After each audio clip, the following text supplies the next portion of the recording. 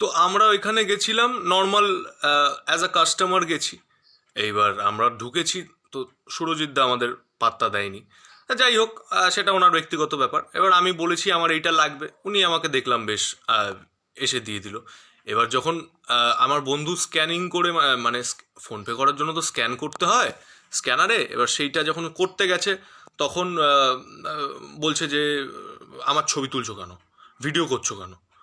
তা আমরা বললাম যে ভিডিও করছি না তো স্যার, আমরা তো নর্মাল কাস্টমার হিসেবে এসেছি। তারপরেও আমাদেরকে উল্টো পাল্টা বলতে লাগলো, অনেক কথা বললো, তোমাদের বয়স, আমি তোমাদের বাবার বয়সী, তোমাদের মতো ছাপড়ি আমাদের কাছে রোজ আসে, এতগুলো আসে, কেন করছে। এবার দেখো, আমি তো ভ্লগার নই, আমি সত্যি কথা, আমি ভ্লগার নই, আমি ভ্লগিং করিও না, আমি নর্মাল একজন মানুষ, নর্মালি বাঁচতে ভালোবাসি, মাঝে মাঝে একটু শখ হয় তো করি, যেটা মন চায় সেটাই করি, তো জাস্ট এইটাই।